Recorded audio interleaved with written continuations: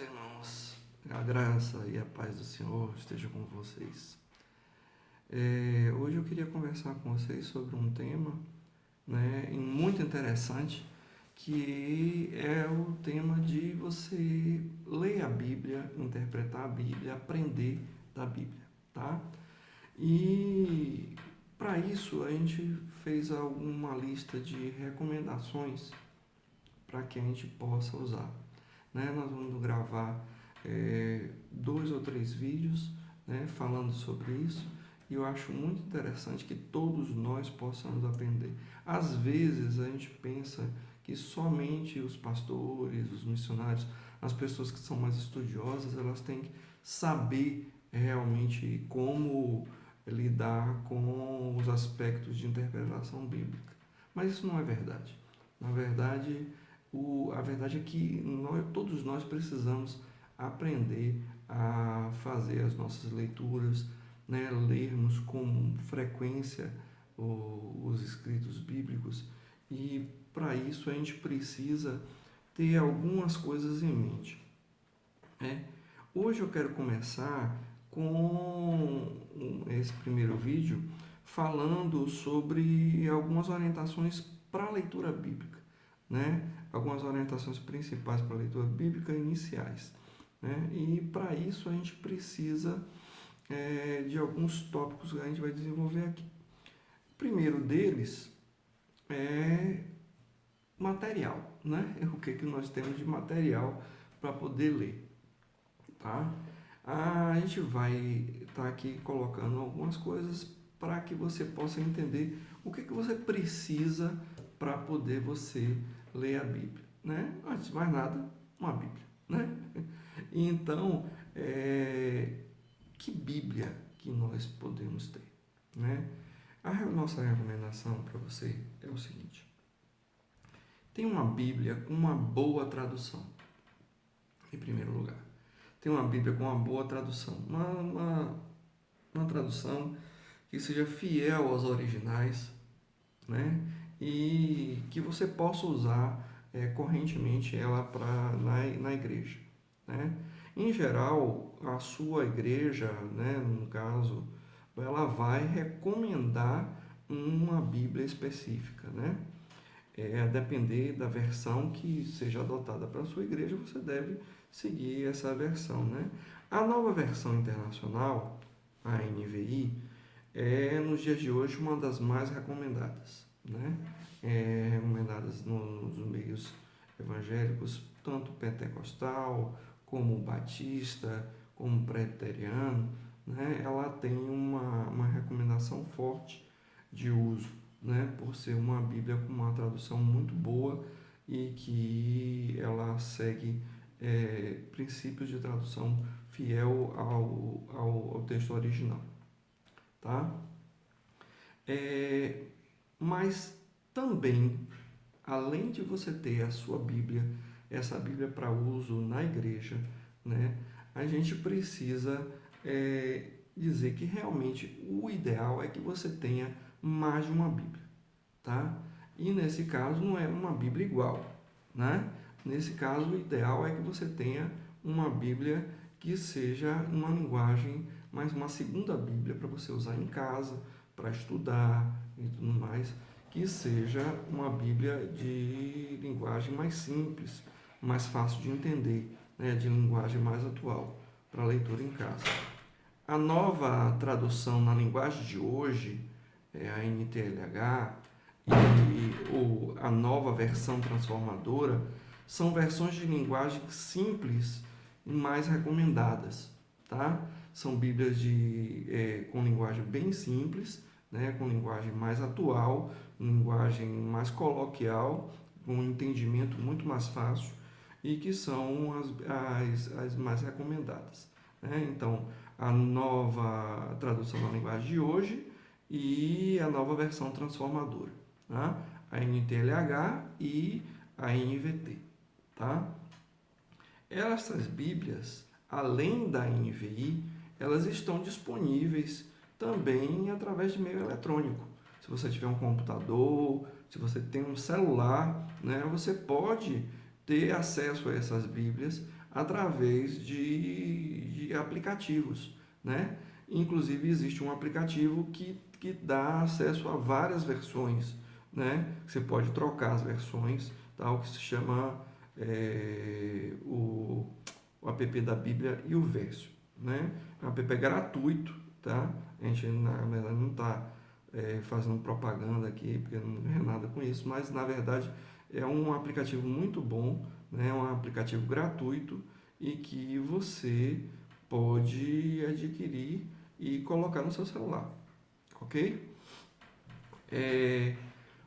Para começar o estudo, a gente tem que ter algum critério, né? E partindo desse material que você já tem, né, que você tem uma Bíblia com uma tradução mais tradicional, né, uma NVI, e uma Bíblia em casa, nova linguagem de hoje ou versão transformadora, né, você pode fazer a leitura, inclusive, nas duas versões, que é uma coisa muito boa, tá? Então, antes de você ler, escolha um texto para você meditar, tá? Não leia versículos isolados, mas leia livros, né? Ou capítulos, né? Ou textos específicos, tá? Não leia versículo isolado, mas leia livros, capítulos ou trechos específicos. Por que com isso? Porque você dá uma continuidade ao conhecimento bíblico, né? Quando você lê um trecho específico, um capítulo de um livro, tudo mais, você instiga a sua curiosidade a ler o resto do livro, né? Ou então, quando você está lendo um livro especificamente, você toma conhecimento de todo o arcabouço daquele livro. Então, isso gera um conhecimento maior, tá? E inicie seu aprendizado, inicie sua leitura, inicie a sua conformação de conhecimento da Bíblia, conhecimento bíblico, através do Novo Testamento, tá? É preferencial que você leia primeiro o Novo Testamento e depois o Velho Testamento, para que você tenha um entendimento melhor, não é? Da Bíblia. O melhor é que você leia primeiro o Novo Testamento e depois o Velho Testamento. Por que isso? Porque o Velho Testamento é uma porção da Antiga Aliança que é escrita principalmente para a comunidade judaica e tem todo um aspecto cultural envolvido e tudo mais. Se você lê o Antigo Testamento antes de ler o Novo Testamento, você pode não entender o que está acontecendo, tá?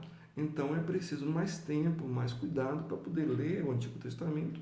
E toda vez que você lê o Antigo Testamento, você vai ter que ler à luz do Novo Testamento, porque nós somos cristãos, não somos judeus.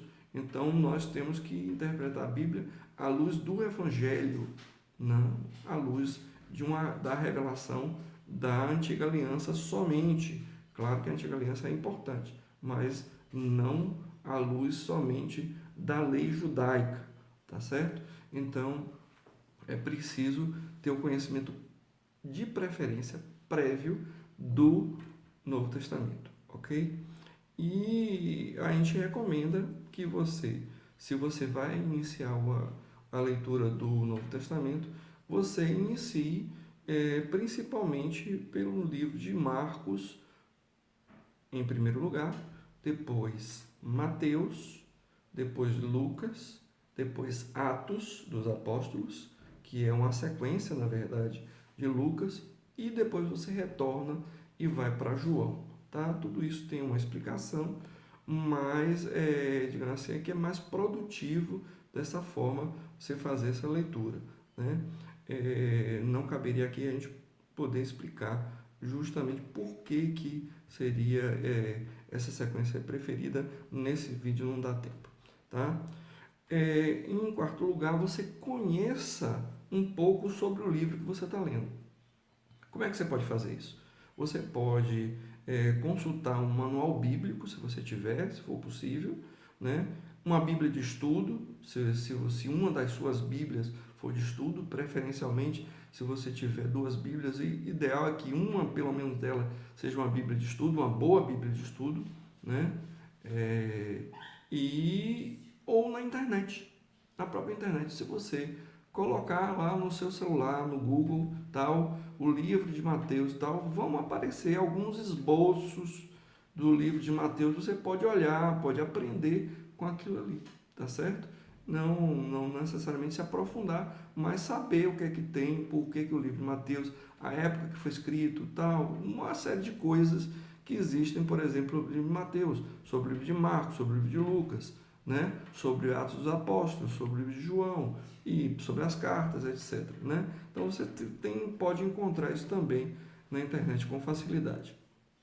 Então não tem dificuldade pelo fato de você não ter um manual bíblico ou uma Bíblia de estudo que já contenha isso, né? O ideal é que a Bíblia de estudo já contenha esse esboço dos livros para poder facilitar o entendimento. E tenha, se possível, uma concordância bíblica, né? Porque a concordância bíblica vai lhe remeter para outros textos que têm referência com aquele texto que você está lendo, tá? E também uma Bíblia de estudo, um manual bíblico, se você puder. Se não puder, né, você tem um acesso na internet que pode lhe facilitar, ok? E uma última coisa que a gente precisa ter é como ler a Bíblia, né? Como é que você faz para ler a Bíblia? Né? Um método para poder ler a Bíblia. Então a gente vai falar de um método aqui. Existem outros métodos, você pode usar outros métodos. Aqui é só uma sugestão. E essa sugestão é uma sugestão de vários teólogos, de vários pastores, de várias denominações que fazem esse tipo de sugestão para que a Bíblia seja lida dessa forma. Tá? A primeira é que você deve orar antes de ler. Né? Antes de você se debruçar sobre a Escritura, né, esse momento é um momento importante. Então, orar antes de ler, feche seus olhos, faça uma oração. Não precisa ser uma oração demorada. Se você quiser fazer uma oração demorada, uma oração mais profunda, faça. Mas não necessita ser uma oração extensa. Mas ore, entregue aquele momento para o Senhor, para que você possa estar entronizado nisso. Tá? Em segundo lugar, leia o texto que você está proposto a ler devagar, com calma e concentração. Pelo menos 2 ou 3 vezes. Repita a leitura 2 a 3 vezes para poder você entender, conhecer o texto melhor, entender o texto melhor, né? E você ter conhecimento mais aprofundado desse texto. Se você lê uma vez só, você já conhece um pouco. 2 mais, 3 mais ainda, né? Então, o ideal é você não ler só uma vez aquele texto o qual você está querendo estudar, mas ler, reler. E busque entender o texto que você lê. Entender gramaticalmente o que ele está dizendo, qual é o significado das coisas que ele está falando, de que ele está falando, por que ele está falando, né?